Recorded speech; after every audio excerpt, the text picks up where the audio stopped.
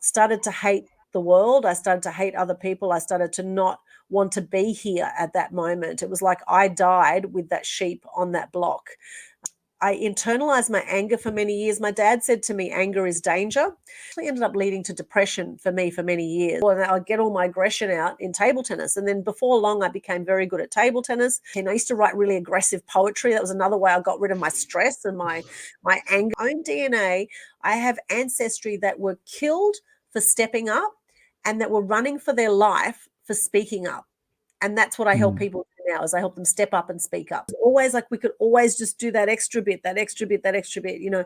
And so sometimes it felt for me like no matter how much I did, it wasn't enough. And that was also incredibly stressful. And definitely led to a lot of adrenal fatigue for me in later life, depression, adrenal fatigue. It's been a conscious effort to actually take time out to slow down, because you know, there's always going to be more we can do in business and in life, right? And so actually taking that time to slow down, to meditate, to do yoga. But now I notice if I don't go to the beach at least once a week, or, you know, I start to sort of crave it, you know. And when you're in a stressed state, then you are limiting how life is going to look for you. You limit opportunities that might come your way. You actually repel people when you're in stress. We actually don't need to be in stress. Watching a lot of negative news and dramas, and, you know, I just thought, oh, life had to be dramatic, otherwise I'm not living life. But I was very much a people pleaser. I was a people pleaser. And when someone was nasty to me, I thought, oh my goodness, what have I done? And geez, how can I just, you know, make sure everyone's happy? And, you know, and the thing is, you'll never be able to make sure everyone's happy, because that's an inside job, right? Hurt people. I was like, oh my goodness. So those people being nasty to me, it had nothing to do with me at all. It's just that they were hurting. So that if I have any moments of self-doubt or anything that creeps in, I can just pick up the phone and speak with someone who, you know, and get some coaching around that. Because even all coaches need coaches, right? Because firstly, you're noticing that you're stressed, because a lot of people are stressed and they don't notice they're stressed. It's like, you know, it's like they've just got their head buried in the sand and they don't realize their head's buried in the sand. They say we get hit in 3 ways in life. We get hit by a feather, a brick, or a Mack truck. We'll get the lessons, right? When you're stressed, you quite often don't want to release that stress. You hold on to it. So you're hurt, and you hurt yourself even more. And that leads to those crashes you said. So actually not feeling guilty about having a nap or having some time out to do something for me, actually having those boundaries rather than give. And then what happens is you deplete your energy and you end up drained, giving so much to others and to clients, etc. So now I've learned to fill my own cup up and help others with the overflow.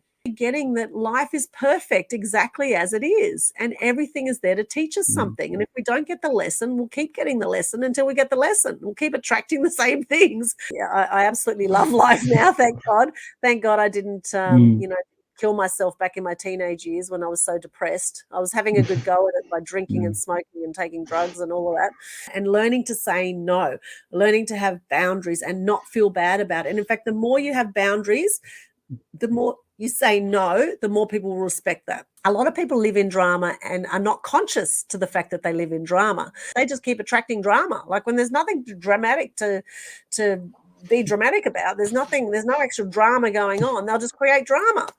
In the past, before I did the personal development work, I would stay in drama for months at a time, right? Sometimes 3 months at a time, I'd be in drama. And whereas now I'm able to shift things in a matter of one phone call. You know, it could be something as simple as, you know, noticing I'm angry, letting it out with a girlfriend, just go. So welcome. This is Love Your Straight podcast with Toms and Aldwyn Altuney. Is that right? Aldwyn Altuney. Yes, close. Okay, very close. Yes. So yeah, Aldwyn is also known as Media Queen. She's done lots of work in journalism. She's a TV host, speaker, author of lots of books, and really good books. And today we're gonna just talk about stress, how to love the stress, and Aldwyn's relationship with stress. So, is there anything you would like to tell about yourself so the listeners have some background, Aldwyn? Sure. Thank you, Toms. It's great to be on your show. Really appreciate it. Yes, well, I've had a very interesting upbringing. I was born in Sydney, in Australia, in the Northern Beaches area of Sydney. Back in 1974, I was born. and I was what they call a first generation Australian. So Mm. my background, I've actually got Greek, Turkish, and Ukrainian Mm. background primarily. I've got quite a bit of European background. And in Australia at that time when I was growing up, there was a lot of bullying that happened in school. And also, as a child, I remember I had a pretty good childhood up until about the age of 6. And then at 6 years of age, I started to become more present to things around me. And, my dad would watch the news every single night. He would watch not just one channel of news, but generally multiple channels of news. We'd go from one news station to the next to the next. And I remember one night as a kid, I was so upset by what I saw on the news that I remember I was in tears and I said to my dad, "Why are people so cruel? Why is the world so nasty?" And he hugged me and he said, "Darling," he said, "that's just how the world is." And at 6 years of age, we actually went back to Turkey where my parents were born. It was the first time in 10 years that they went there since they migrated to Australia in 1970, and saw their family for the first time in 10 years. And there was this beautiful big sheep that I befriended at my grandmother's place in a place called Iskenderun, which is on the south side of Turkey. And this beautiful big sheep, I was so excited one day. We were taking the sheep outside of the garage and we were taking it for a walk. I thought, fantastic. We were going to take the sheep out for a walk and go into the sunshine. And I'm walking along with this sheep in this beautiful big field. My whole family is there, all having a great time. And the next thing I know, these three guys grabbed the sheep from next to me. They dragged it onto a concrete block in front of us and pulled out a knife and cut the sheep's throat in front of us, which was absolutely traumatic for me as a 6-year-old to witness this. And what was actually happening is it was actually a Greek Orthodox tradition that when family come from a long way away, they sacrifice a sheep like Job did in the Bible. They sacrifice a sheep and it's a sign of prosperity. And what they do is they feed that meat to the poor village people. However, I didn't know this, and even if they had told me this as a 6-year-old, I wouldn't have got it. I would have just said, "Let me run away with the sheep and live happily ever after on the other side of the field," So I wouldn't have understood it fully. But for me at that moment, that was incredibly traumatic. I tried to save the sheep. I couldn't save the sheep. My dad was holding me back, and eventually I saw the sheep die in front of me, and it wasn't a quick exercise. The sheep was squealing. It was bloody. It was horrific to watch and witness. And then I ran away from the whole family and I literally sat on the side of the road and I bawled my eyes out. And from that moment, really my innocence was lost in that moment. And I started to hate the world. I started to hate other people. I started to not want to be here at that moment. It was like I died with that sheep on that block. And from there, I internalized my anger for many years. My dad said to me, "Anger is danger." I went back to school Mhm. in Sydney. Kids would bully me about my Turkish background. There was a lot of racism in Australia at that time. Now Australia is very multicultural. Things have changed a lot since that time, the last 40 years. But back then, it was really quite a racist area, particularly Northern Beaches, where there were a lot of Anglo-Saxons. There was mainly a lot of English people in that area, and they didn't really understand people from Europe or from other countries. And so for me as a kid, it was quite a tough upbringing to go through that, and it was a very stressful period for me. And interestingly, when Dad said anger is danger, I internalized my anger, which actually ended up leading to depression for me for many years. And it was only really when Dad introduced me to table tennis that I started to release that aggression. And when I was 8 years of age, as soon as I could basically see over a table tennis table, I started to beat the hell out of the ball, right? I was just used to whack the ball and I'd get all my aggression out in table tennis. And then before long, I became very good at table tennis. Then I became Australian junior champion at table tennis at a very early age. And then I represented Australia for 6 years through table tennis. And during that period, my first feature in the media happened when I was 10 years of age. I was on the Manly Daily in Sydney. I was in the newspaper at age 10. And I remember we were in our garage in North Balgowlah in Sydney, and we had a table tennis table there, and the photographer came out from the Manly Daily and he got up on a ladder to take a photo of me for the newspaper.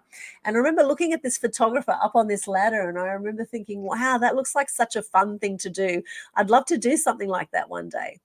And then at age 11, I was on a show called Cartoon Connection on Channel 7 in front of 2 million people on national television, which was very scary for me at the time to be on national television at age 11.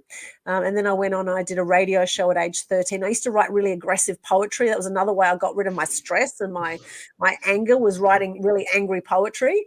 And so I started a poetry show on the local radio station, as you do as a 13-year-old.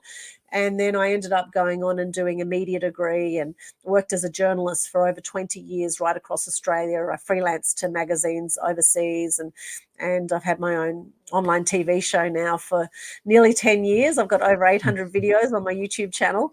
And so stress has been something that I guess I've grown up with in many ways. You know, even though I had a very, very loving family, my parents are the most beautiful people. They were so adorable. They've been together 52 years, and they were just doing the best they could with what they knew. You know, they came to Australia. They didn't really know what to expect.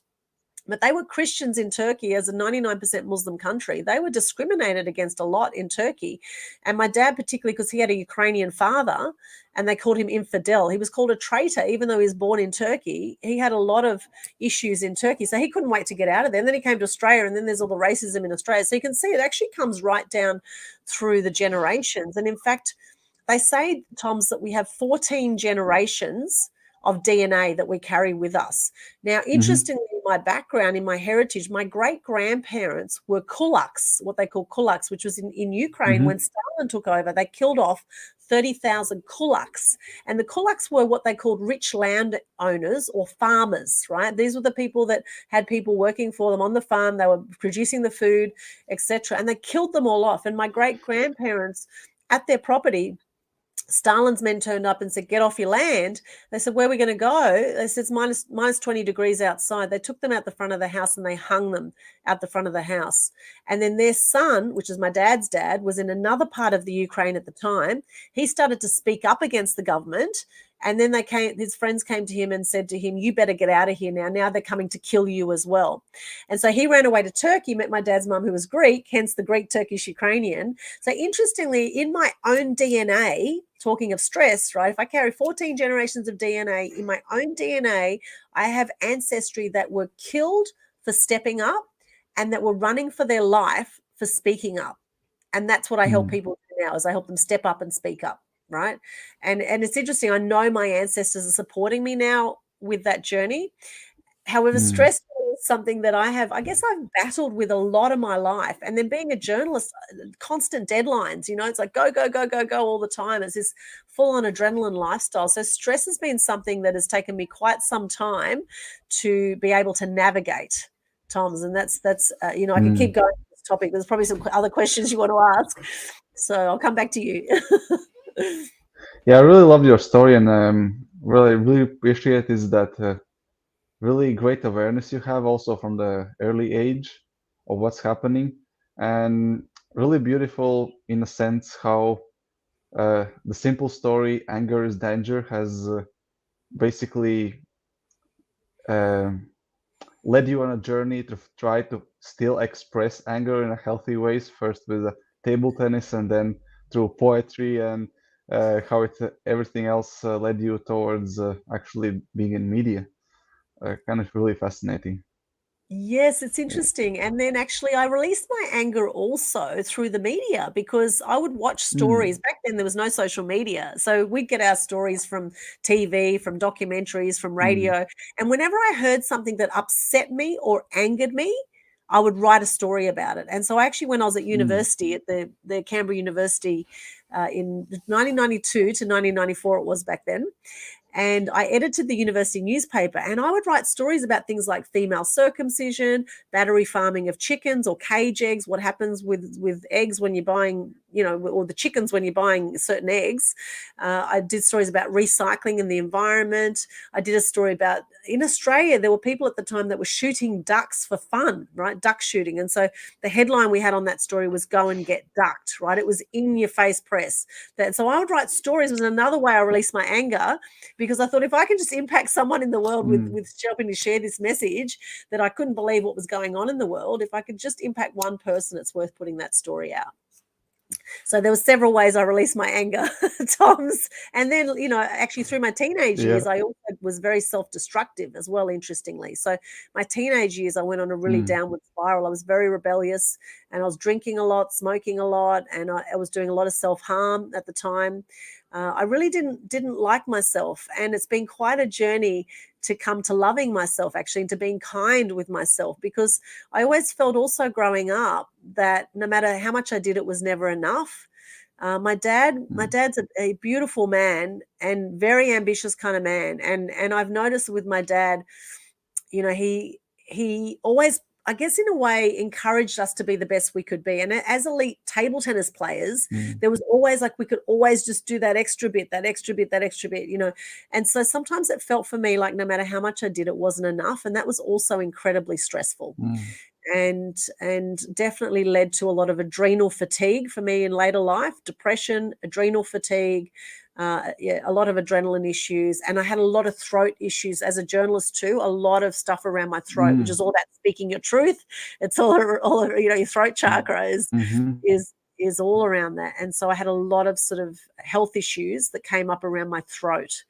Uh, and yeah, and I still get the odd health issue here and there, but usually it's my body just telling me to slow down now Mm-hmm. when that does happen. However, the last few years, I must say, on this journey, it's been a conscious effort to actually take time out to slow down, because there's Mm. always going to be more we can do in business and in life, right? And so actually taking that time to slow down, to meditate, to do yoga. I love yoga now, and I love meditating, and I love going to the beach. I've always loved the beach, but now I notice if I don't go to the beach at least once a week, or I start to sort of crave it, and then getting Mm. to the beach, and mostly eating healthy food. Occasionally I splurge a bit on the unhealthy food, but mostly I eat fairly healthy too, and I think that makes a big difference as well. Mm. Mm. Yeah, that's really inspirational story and shows the people that no matter where you are in journey, you can still get ahead and make things better. And I really saw how the awareness and consciousness was overarching the whole story. And actually, you mentioned one of, actually, maybe two of the most limiting beliefs people have, limiting stories, which is I'm not lovable or I'm not good enough, I'm not worthy. So these are Yes. like two of the most defeating stories anyone can have. And everyone has them in one way or form, at least one part of the life, at least at some point, and it's a lifelong practice to dealing with them and conquering them. And it's beautiful to hear that it is possible to overcome them from you as well. And before we go any further, one of the first questions when we're talking about stress, I love to ask my guests here is what would be your definition of the stress? How you define it in your own words? Always curious to hear. Stress. Well, I think being in a stress state is like fight or flight. It's coming from the hindbrain. When we look at how the brain operates, it's being in survival mode when we're in Mm-hmm. stress. I see it as a state of the opposite of calm. So chaos. I Mm. would say stress generally is chaos, and I know there's good and bad stress, etc. But generally, when I see stress, I see it as bad stress. I see it as stress is not a good place to Mm. be. I think if you're in stress, you're going to be putting extra pressure on your mind, your body, your emotions. And when you're in a stress state, then you are limiting how life is going to look for you. You limit opportunities that might come your way. You actually repel people when you're Mm. in stress. So I see stress actually generally as a very negative thing. I see it as a way that it actually keeps people playing a small game in life. I see it as something that we actually don't need to be in stress, even though I know that for a lot of my Mm-hmm. life, I just thought that's how life was this stress state, particularly watching a lot of negative news and dramas. And, I just thought, oh, life had to be dramatic. Otherwise, I'm not living life, whereas I realized actually in slowing down, in taking time to get some sunshine and take some deep breaths out in nature and to appreciate the animals, things like that. Those simple things in life are often the best, they say. So stress for me, for a Mm. lot of my life, has had a very negative connotation. I hope that So answers that yeah, question. I noticed that you also mentioned, yeah, I noticed how you mentioned that you know that there's also a good and bad stress. And we surely heard already from you that you have experienced lots of bad stress. I'm curious about your views, or maybe even not even definition, but how do you feel? How would you describe the good stress? Well, I guess the good stress, it's a fine line, the good stress area. I would say good stress is, I think we need sometimes. So it's sort of like when you go to do a public speaking gig. If you go to do a public Mm-hmm. speaking gig, for most people, they would rather be dead than doing the public speaking gig, right? So there's going to be some stress that will come up for a lot of people when they go to do a public speaking gig. You could look at that stress as excitement, right? That could be good stress, right? That could be like, okay, so this is now I'm stepping out of my comfort zone right now, right? And of course, Mm, that's going to challenge me and it could put me into fight or flight. However, I know that if I take on this challenge where I know I will grow as a human being, if I take on this challenge, mm-hmm. I'm not going to die on stage. People won't throw rotten tomatoes at me, very unlikely, because they most likely won't have rotten tomatoes in their hand to throw at you. But, people have all sorts of misconceptions of, what's going to happen when they get up on stage and speak. So that kind of as an Yeah. example, when we step out of our comfort zone, there's going to be stress that may happen. But sometimes it's when we Mm-hmm. notice that stress and we move through it, we act anyway. We have fear and we Mm-hmm. act anyway. That I see as good stress, because that I see it's like excitement. It's like nerves, and nerves equals excitement in a way. And so Mm-hmm. depending what we're going to do in that moment, that can be a positive, because then we're acquiring a new skill. We're overcoming our own sense of insecurity about ourselves. We're being able to be of service to more people if we do public speak about whatever's on our mind, as an example. Whereas if it's someone about to jump off a bridge to go kill themselves, well, that's something that that's a negative stress, because we don't want you dying, right? There's a reason you're here on the planet. Mm-hmm. You are 1 in a billion by being born, as I say to people. And, for me, a lot of the journey too, Tom's, has been I have put a lot of money into my personal and business development. In fact, about $500,000 I've invested in my personal business development since 2005. So 17 years I've been consistently doing courses, doing inner work, doing retreats, doing the outer work, doing the business work. And I think that has been really crucial for me too on my journey of helping to eliminate stress from my life. Because another thing I realized growing up is that I was very much a people pleaser. I was a people Mm-hmm. pleaser, and when someone was nasty to me, I thought, "Oh my goodness, what have I done?" And, "Geez, how can I just, make sure everyone's happy?" And, and the thing is, you'll never be able to make sure everyone's happy, because that's an inside job, right? And what I realized, absolutely golden line that someone said to me, they said, hurt people, hurt Mm-hmm. people, hurt people. I was like, oh my goodness. So those people being nasty to me, it had nothing to do with me at all. It's just that they were hurting. Right. And so Mm-hmm. nowadays I just send those people love. I don't have to hang out with those people. And I think that's the thing, is our environment is absolutely crucial. And having people around you, ideally, that are lifting you up and that are being a stand for what's possible for your life. So that when we do have any kind of stress in our life, if we it's moving out of our comfort zone so that we have growth in our life, I see that as a very positive stress, so to speak. And I have some Mm-hmm. amazing people in my life who support me on that journey now, so that if I have any moments of self-doubt or anything that creeps in, I can just pick up the phone and speak with someone who, get some coaching around that, because even all coaches need coaches, right? So so Yeah. I'm very grateful for that journey now, to have experienced those highs and lows of the good stresses and the bad stresses.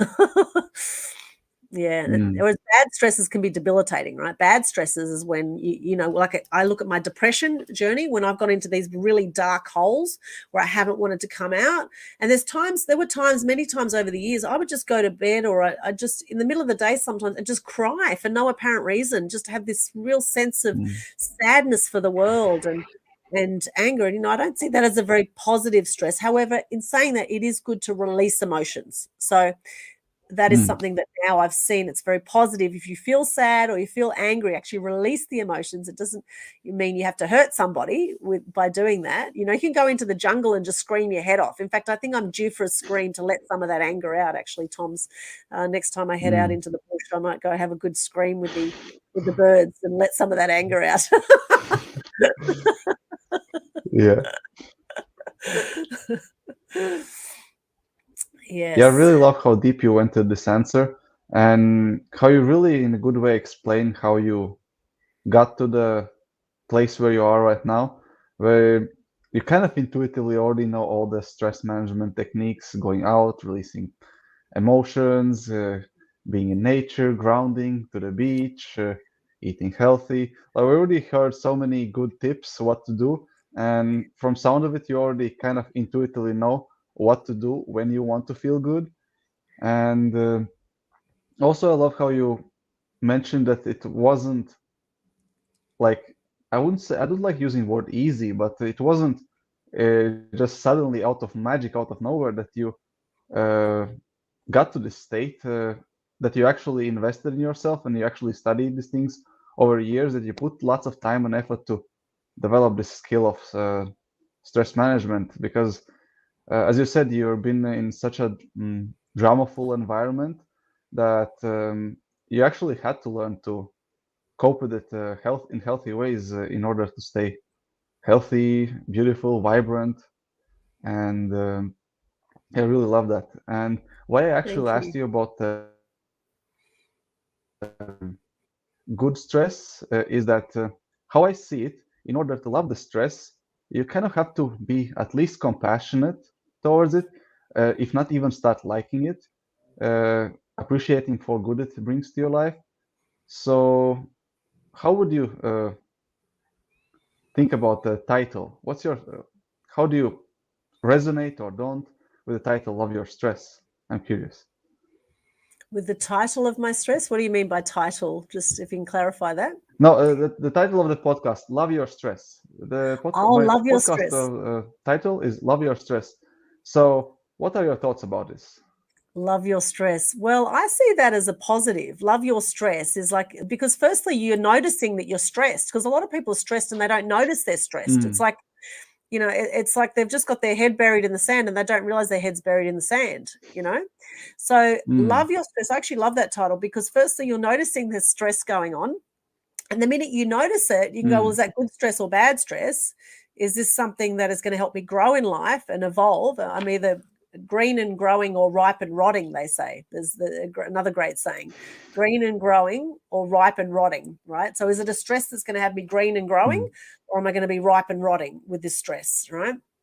And then what do I mm, want? What am I going to choose? Do I want to feel good today, or do I want to feel like crap? And it's a choice in any moment. So loving your stress is brilliant, because either way you can choose to be kind with yourself no matter which stress, whatever label you put on your stress, good or bad, right or wrong, whatever label you want to give it. It's all about perspective. And you can choose in any moment, are you going to be mm, hard on yourself, or are you going to look at what's going on? Because I think stress actually happens to teach us something, to show us something. So, for example, even just 2 days ago, I got sick, Toms. Now, I had a massive week last week, and I know I pushed mhm, myself to extremes. Last week, I had got so much done. I had an amazing week.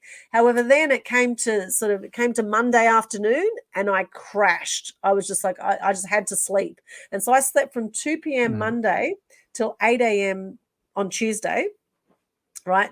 Totally out, felt really crap. And then I woke up and I felt a million times better. So my body told me I needed to rest, mm, right? And that was just a few days ago. So mm, it's like a roller coaster ride of life that we go through, is how I like to describe life. Put the seatbelt on and just stay strapped in and go for the ride, right? Because we're gonna have these ups, we're gonna have these downs, and it's all about, are we going to enjoy the journey? We're going to choose to enjoy the downs and the ups, because when we go into those downs, it's there to teach us something. And if I hadn't listened to my body on Monday mm, afternoon and actually slept, and if I kept going, then potentially they say we get hit in three ways in life. We get hit by a feather, a brick, or a Mack truck. We'll get the lessons, right? And this is the thing. If you mm, get the little health warning and you don't listen to it, then something bigger will happen. And next thing, you could end up in hospital and potentially dead. And in fact, I actually had a few years ago, mm, I was emceeing at a big music festival here called Woodford Folk Festival. And I was emceeing for a guy called Colin Hay from Men at Work. He did the amazing song Down Under, for anyone knows the I Come From a Land Down Under, if anyone knows that song. They did that song. Anyway, I was emceeing for them. at the festival, and my throat was really quite Mm-hmm. sore. My throat started to become really sore, and I thought, oh, it's just a flu, just a normal cold. I'll just have some lemon, and I'll just, Mm-hmm.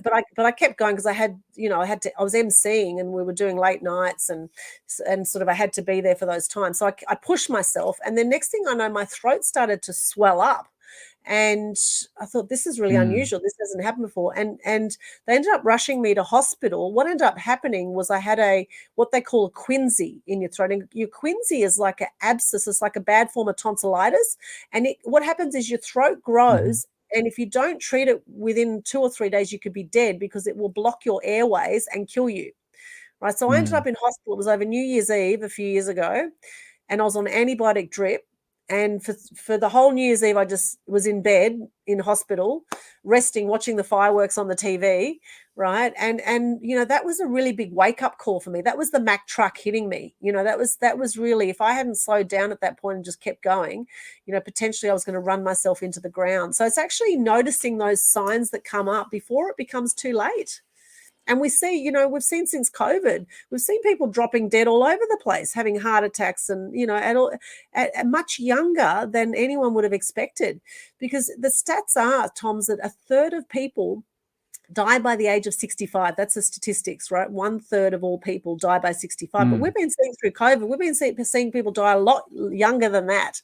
And plus, we've had 4 times the suicide rate since COVID. So, we're seeing a lot of people just drop off the planet that are not coping with the current stresses, I guess, of what's going on in the world.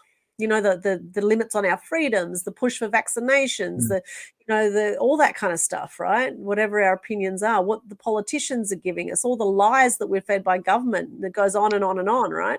You wonder why people have trust issues. We've got people running the world that are as corrupt as they come, Of course, do your own research on that. And I do have a great group, Tom's, called Conscious Community Global, that has some life-changing documentaries in it in the Facebook group. If anyone wants to find out more about that, it's very interesting what's going on in the world. And we're starting to see the great awakening happening now.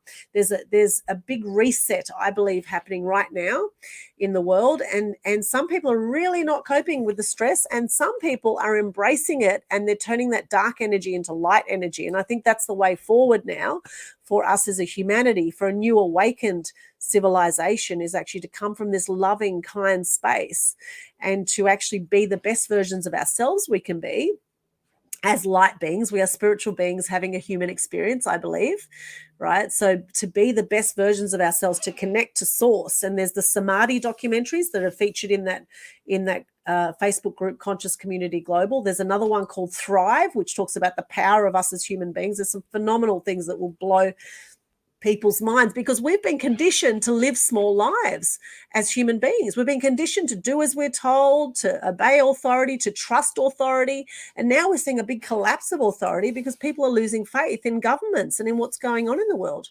In Australia, we've had so many lockdowns. It's ruined businesses. So many businesses have gone under now because of what the government has, decisions that they've made around COVID, right? As an example. Anyway, I sounded a bit stressed as I was sharing that. Maybe there was a little bit of stress coming out there, Tom. It's good stress. Well, talking and regardless if it's good or bad, self-expression, talking with the friends, it's one of the best ways to release stress. As you said, any way of expressing it, meeting with a friend, going with the pets, and or just shouting out with the birds, as you said before. And Yes. amongst those things, I was curious, what are your go-to stress release tools that work for you the best? Because you said you've been crashing a couple of times, and obviously you took for a sleep. However, I really love how you mentioned the quote, hurt people. And usually it's really helpful understanding that other people might hurt you if they are hurt. But I also like to flip things around, because quite often when we're hurt, we hurt ourselves as well. So it's kind of Yes. flips it around. And when you're stressed, you quite often don't want to release that stress. You hold on to it. So you're hurt and you hurt yourself even more. And that leads to those crashes you said. And I was curious to know about your view about this perspective. Have you seen it in yourself? And what are your advices to actually not crash? How to actually avoid it by proactively releasing stress on day-to-day basis? And what works best for you? Great questions, Tom. So we're going to love this because yoga is one of my go-to things. In fact, just before the interview I did Mm, with you on my show, Media Queen TV, I ran off to a yoga class. Right? I know I could have done one at home. However, I like to actually get out of the house and actually yeah. go to the gym. And we actually have it Mm, at the gym I go to. We have a mind and body studio, and it's just for things like yoga and Pilates. And hmm so I actually ran off to do a yoga class mm, after a full day on the computer on an online event. I thought I can just fit this yoga class in between our interview, and I'm mm, so glad I did because it just absolutely is just what I needed at that time. So yoga is a huge one for me. Meditation, mm, I love guided meditations. I love going to the beach. That's another huge one for me. I know, and particularly during the day in sunshine. Right now, it's nighttime on the Gold Coast in Australia, so hmm now I would not recommend going into the ocean right now. However, during the day when the sun's up, I love it. And even on overcast days, I was in the ocean the other day. Even during winter here on the Gold Coast, I was the only one swimming in the ocean. It was just me plus the whales and a few lifesavers looking on. There wasn't I couldn't really see mm, anyone else in there, and maybe a few surfers as well with the surfboards in the ocean. But I jumped into the ocean and I was in and out in about 2 minutes. But I tell you what, I felt so invigorated by that. So that was a huge go-to for me to release my stress. Also, sometimes cuddling my cat. I have a beautiful cat called Tiger, and a beautiful tiger. He was floating around here before. He's now 14, going on 15. I adopted him when he was 1 year of age, and he's the most adorable. He had high anxiety, my cat, when I first got him, and we've given him so much love, and he's so adorable. You can just cuddle him, and he sleeps with me, and he's just absolutely beautiful. So I love cuddling my cat. I feed the possums here at my mm, house in Southport. I just gave some food to the possums before. So I love connecting with nature. I love watching mm, animal documentaries is another thing I do. I love the David Attenborough documentaries, and in mm, fact, there's a great documentary series on Netflix at the moment called Animal. If you haven't seen it, oh my gosh, that's mm, so well done. It's not a David Attenborough one, but it's called Animal, and there's a whole series on. They've got one on apes, or they've got one on tiger, on the big cats. They've got it's fantastic. You'll love it. So I love animal documentaries. I love comedies as well. I also, if I ever feeling flat as well, sometimes I'll just put my favorite comedy on. Usually it's Two and a Half Men with Charlie Sheen in it. mm. I love Two and a Half Men. I think Charlie, particularly with Charlie Sheen, he's an absolute Yeah. hoot.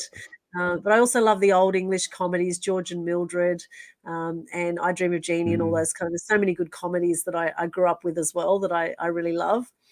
I play my ukulele sometimes. I've started to get back into playing my ukulele, which I really mm, love.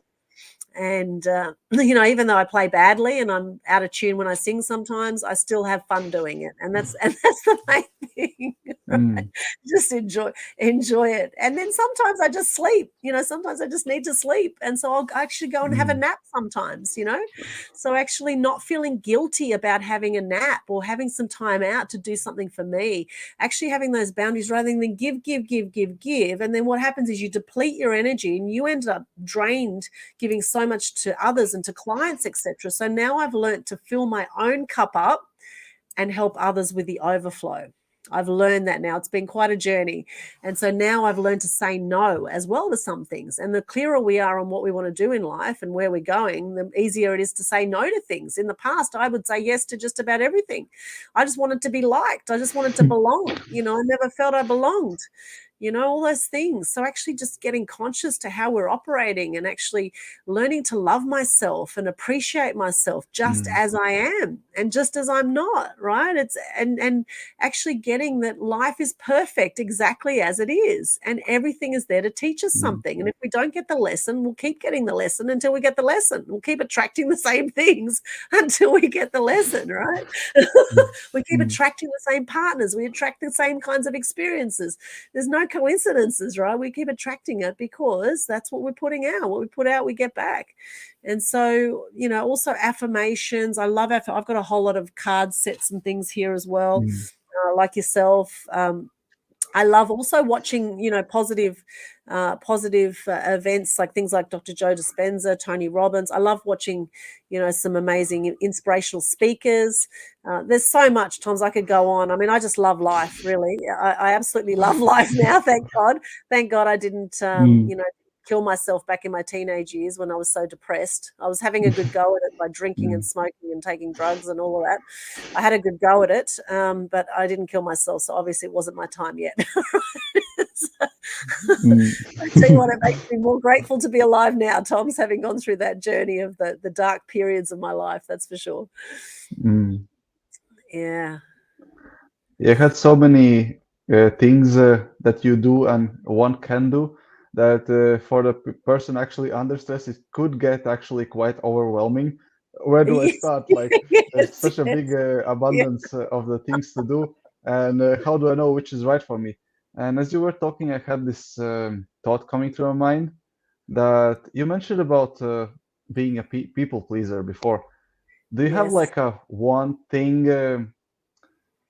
One advice you would say in sentence or two for this person that help you the most or would be the most beneficial for these kind of people to uh, come out of it? Yes, for the people pleasers, I get you, I see you, and this is a particularly big thing with women, particularly, right?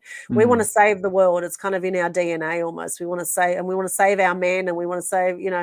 The thing is, for women, we need to learn, for a lot of us, boundaries boundaries and boundaries. for me now, in my diary, in my calendar, I actually highlight different things in my calendar. I actually have I have an online calendar, and I still like to actually write Hmm. things down. I have a handwritten one, and I highlight things in different colors depending on, is it me time, is it work time, is it interviewing someone time, is it house time, and I do different colors, so then I can look at my whole week and go, okay, how balanced is my week depending on the colors, Mm, right? And I make sure that there's that definitely that me time in there.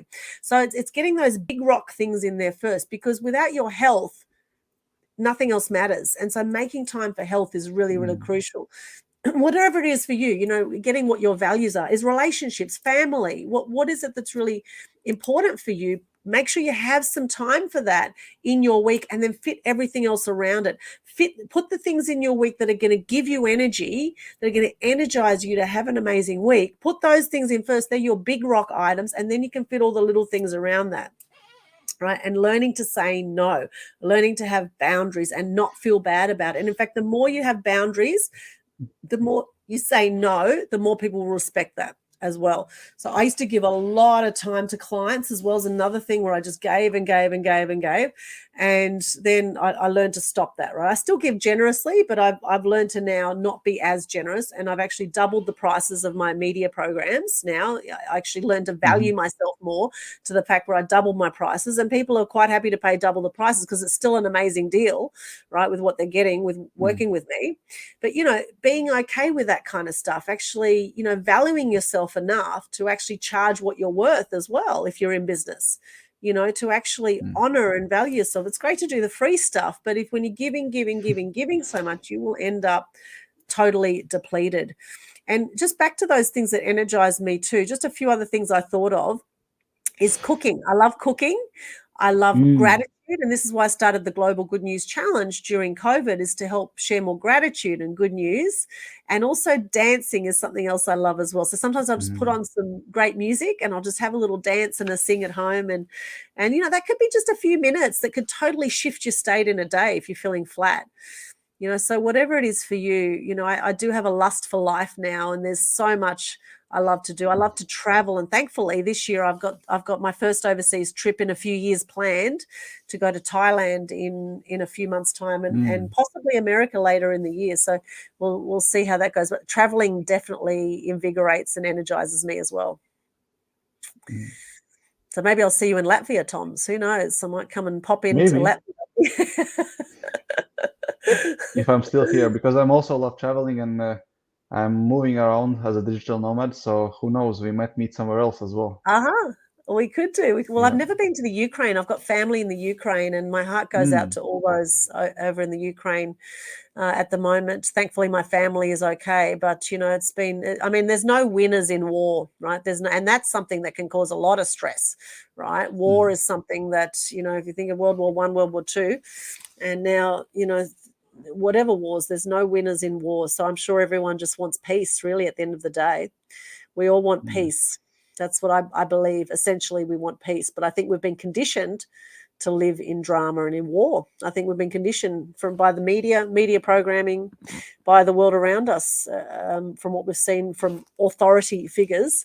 And now I think there's a big uprising happening where we are stepping into our own divine consciousness and realizing actually how powerful we are as Mm. human beings.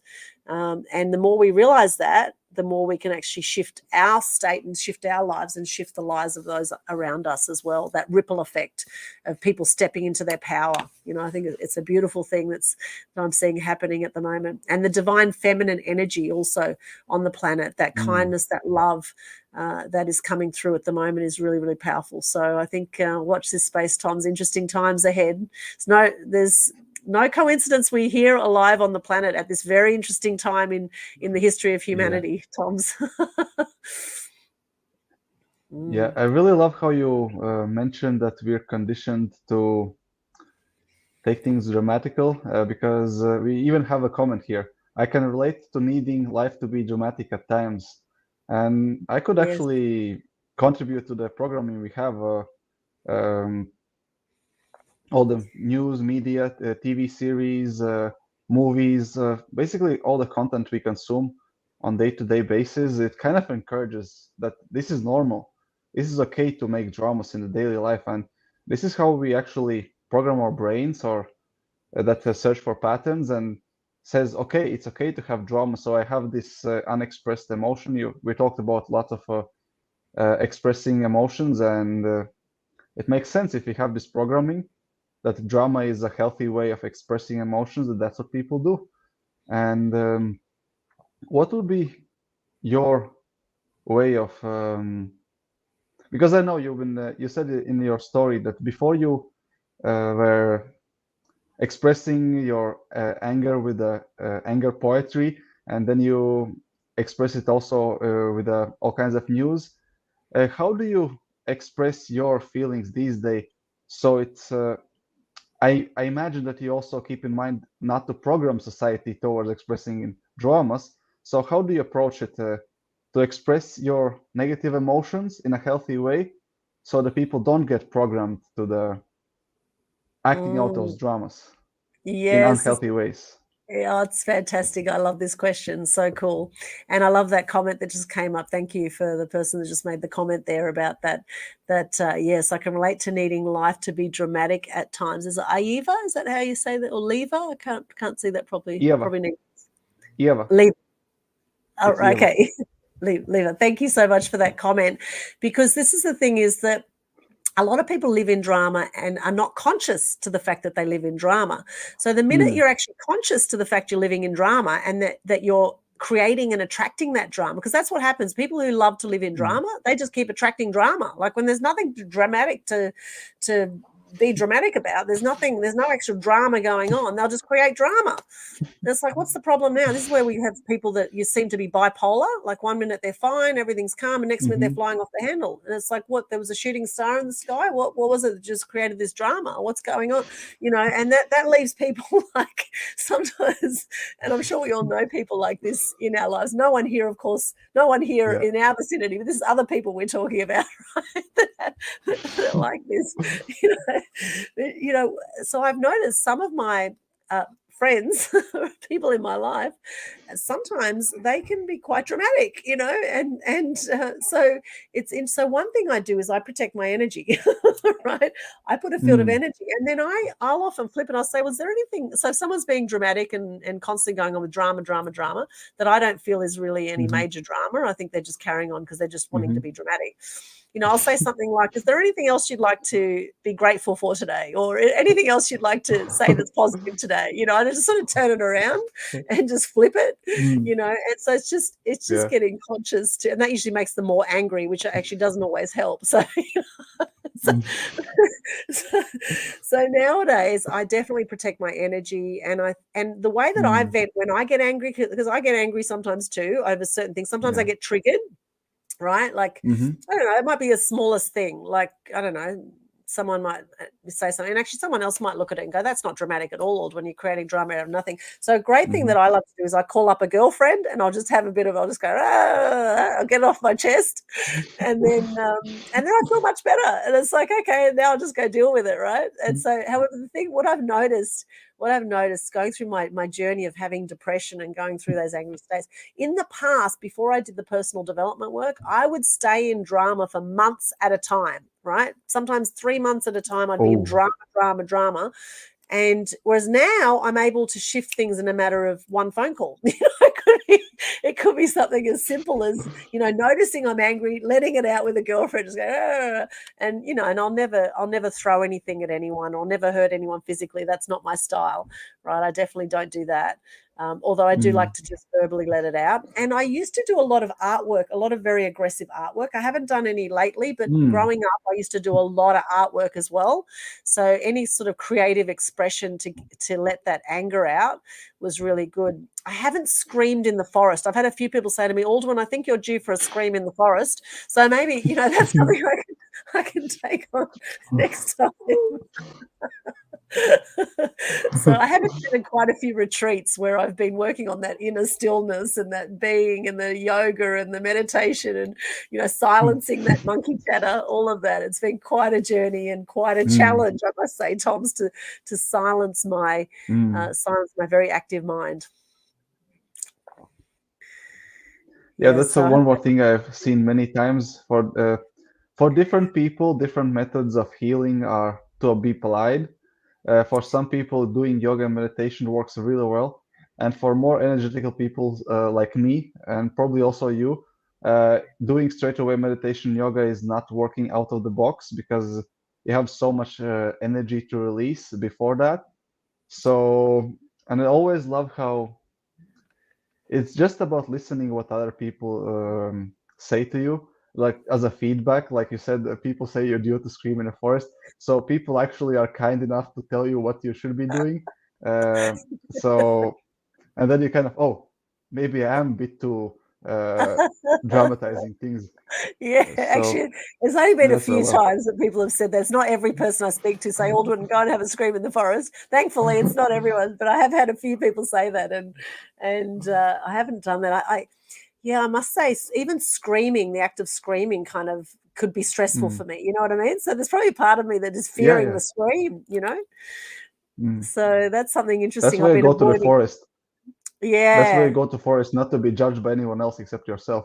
Yes, and a few animals. You might scare a few animals, animals away in the forest, poor things. Go somewhere where there's no animals. Yeah. Yes. Yeah, so I think definitely some kind of release. Actually, another thing I do sometimes at the gym, I will do a dance class, like a Zumba Hmm. class, and it's quite high. Mm. The Zumba class is quite cool to get rid of a bit of that, and sometimes I do weights, but mostly I do Mm. the yoga, etc. Mostly I do the chilled work at the gym, because often with my work life Mm. it's go go go. So it's nice to actually just go to the gym and just relax. And I have a sauna. I have saunas. I love saunas as well. Hmm. So I'm often in the sauna, and that's another way, just I guess, letting some steam off, letting Oh some yeah, steam off, definitely. literally. Yeah, saunas are really amazing, especially if you do the hot cold exposure. Then you put your body under such a high amount of stress that, and because these days people have 99% mental stress, so it's repetitive thoughts and repetitive negative thoughts that actually cause the stress. If you put your body under the physical stress, which brings no physical danger but still stress, like sauna, then you gradually start putting your attention and focus to present, to being in your body. And as you do any kind of exercise, weight training, dancing, you're getting so in tune with your body, so you're getting so present that you forget about all the mental chatter and all the negative thoughts. And in that way, you reduce your stress. And in sauna case, you sweat it out, and you're in any kind of exercise class, you shake it out in dancing. You Uh-huh. literally shake your stress out, and that's one of my favorite stress management, stress release tools, especially in case of traumas. I would love to share people that specific techniques to release trauma, which induce shaking. And you don't actually make it that complicated. Any kind of jumping and shaking is stress release, and animals do that. So just Yes. want to encourage people to just go dancing, shaking. It's really powerful. They do, and actually, I have a little trampoline here as well. I hopped on that the other day, and I have been doing some Mm, retreats, some women's retreats where we actually did some yoga, where we did some shaking. We mm, actually did some of that too. So I have been doing some of that, as well as some DMT breath work has also been really powerful for me. Some intense breath work has been really great to help me mm, connect to my ancestors and also to help me bring me back into my body as well. mm. So many great things we can do. Gosh, this interview is just loaded with gold here, all these gems.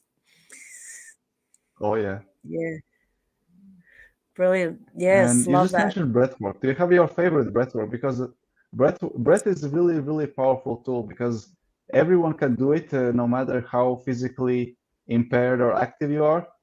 Anyone who Yes. breathes, anyone who lives, breathe because you need that, and anyone can do breathing. So I was curious about what's your favorite breathing technique, or how do you Well, use breathing lately in I've stress been management for yourself?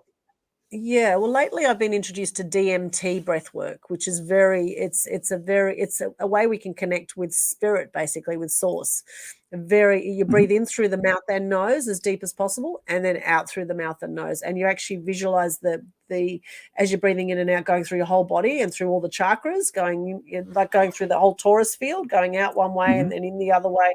Very, very powerful. About 15-20 minute meditations. It's like a meditation and breath work together. Very, very powerful. And the more Hmm. I do that breath work, the more I see my ancestors supporting me, the more I feel connected to source. It's incredibly powerful. And obviously through yoga again, practicing that breath as well, coming back to the deep breathing and then letting it out and all of that. So Hmm. I think any kind of breath work where you're conscious of your breath and you actually breathe from the diaphragm as much as possible, and actually get conscious again where you're breathing from.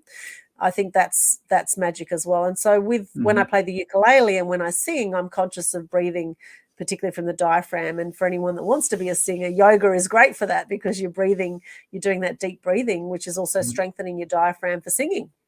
Hmm. So it has a Oh, extra definitely. add-on effect. Mm.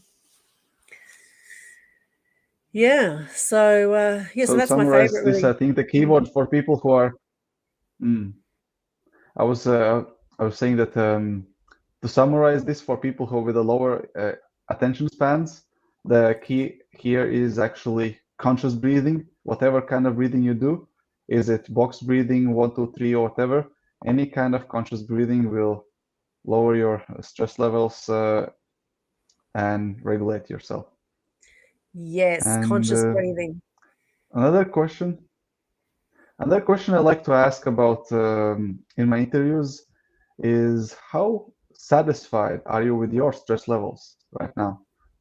Oh, that's a great question, Toms. Look, it's interesting because I do notice myself now if I start to feel myself like, oh my gosh, I've got so Hmm. much to do. Because I've had this story, Toms, that there's too Hmm. much to do, not enough time.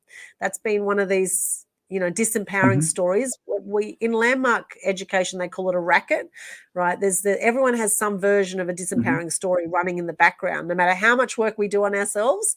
And so Hmm. this story occasionally pops up and it's like, oh my gosh, too much to do, not enough time, right?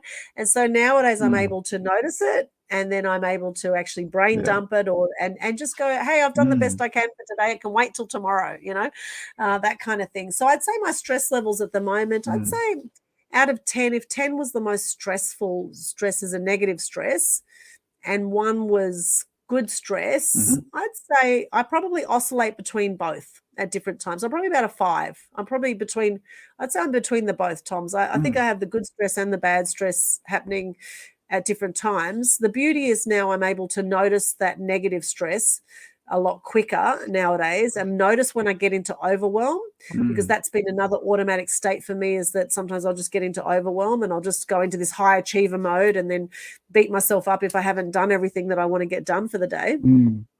Now it's really very much about just enjoying the journey. And so more and more, actually, it's probably more on the good stress side. Nowadays, like right now, I feel very relaxed talking to you, but I am aware after this interview, like it's 10 past 10 p.m. now, and I've got an early start tomorrow, and I've still got a list of things to do for tonight. You know what I mean? So there's the part of me like, oh, okay, there's still a few things to do. However, as people say, things will take as long as we allocate time for that task to take. And so I know also that sometimes I waste time on social media. I waste time scrolling on social media. I waste time doing stories and reels on social media. And so it's actually noticing too, where could my time be better used, where I'm not just getting distracted by bright, shiny objects like social media stories and reels on Facebook and Instagram, right? Or cat videos, animal videos, that kind of stuff, which I love. They do light me up. However, I can spend hours and hours just looking at animal videos, when there's a list of things to be done for my business. You know what Animal I mean? videos are powerful, yeah. So it's actually just noticing, I've just Yeah, spent 2 animal hours on videos are powerful. No wonder. Sorry, what was that, Thomas? I didn't hear that. I What did was you say saying that there? animal videos are really powerful. No wonder. I was saying that animal videos are quite powerful, and no wonder there's a huge part of internet just for cat videos, dog Yes. videos, and stuff like that. And it actually helps a lot to stress release. Yeah, well, there you go. Oh, well, that's probably why I do it. 2 hours of social media every night. Actually, I haven't done my 2 hours tonight, Yeah. but it tends to happen sometimes late at night where I'll just go through, there's another, oh, that's a cool peacock. I love how the peacock's feathers go, like it's just, I just love animals. I could just watch animals all day. It's extraordinary when you start to look at these animal videos or nature videos or flowers. Some of the flowers, there's a praying mantis flower out there. It looks just like a praying mantis that I actually shared yesterday up on my Facebook. There's some extraordinary things in the world. And, really, when we look at some of those things, it can remind us just how amazing the world is. What a wonderful world, as Louis Armstrong sang, right? What a wonderful world. It really is when we choose to see it that way, when we choose to focus on the things that we love about life.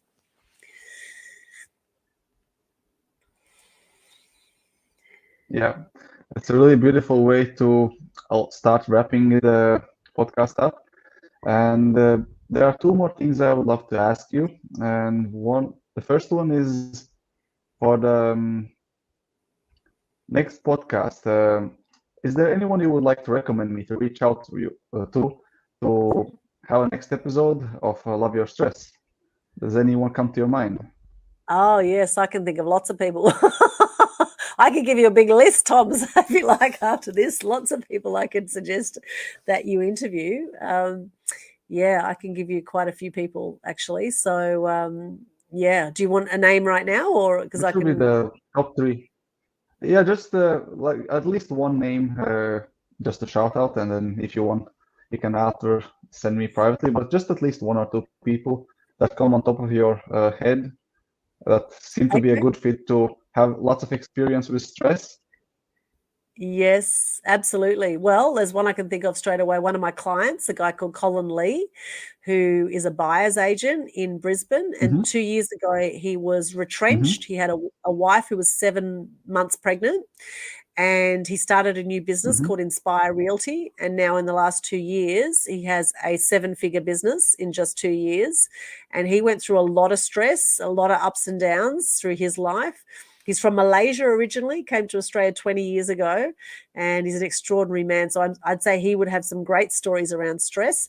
The other person I recommend is Tracy Corman from Two's Company. She's someone who has had depression. In fact, I've interviewed her on my show, Media Queen TV, about how to overcome abuse and depression. And I've also interviewed Colin Lee on my show as well. And Tracy's actually overcome. She was in a relationship with a guy who physically abused her and mentally abused her. And she also got ripped off $300,000 at one point. and she's had some really low periods of depression and not wanting to be on the planet. And she's come through that now, and she has a very successful business as well now. So they're just two people I can think of just off the top of my head who would be amazing for you to interview, and so many more. In fact, a lot of my clients I could refer your way, because a lot of people who come to me, they do have extraordinary stories, and they're ready to share their stories, so they're the ones I know of because I've worked closely with them and I know their stories. However, I'm sure really everyone will have some version of their own, what stress has meant to them, etc. And I'm sure there's many amazing people out there also that would love to come forward and be interviewed by you as well, Tom. So it's important that they make themselves known. Yeah, I love this topic. It's so relevant, and it's so important nowadays, I think, for people to get conscious to where they're at with their stress. Yeah. So they're just a few for you, Tom. And the final question. Thank you. I really appreciate. And the final question to finish up the podcast is, what's the best way to reach out to you for the people who resonate with your story, with the things you do? What's the best way to connect with you? Yeah, thank you, Toms. Well, for those who want publicity, that's what I actually help people do. I help people feature in the media. I help people feature on TV, radio, print, in online media, etc. There's a few ways I do that. Firstly, I've actually got a free webinar coming up called How to Gain Over $1 Million Worth of Free Positive Publicity. I'm very passionate about inspiring more truth and good news in the world to help lift the energy on the planet and decrease depression and suicide rates. So I have a free webinar. I have a masterclass, Free Publicity Secrets Masterclass, at a very low rate. It's only a few $100. It's amazing. And then we have a mass media mastery program for those who want to work closely together and they want me to show them exactly how to get publicity.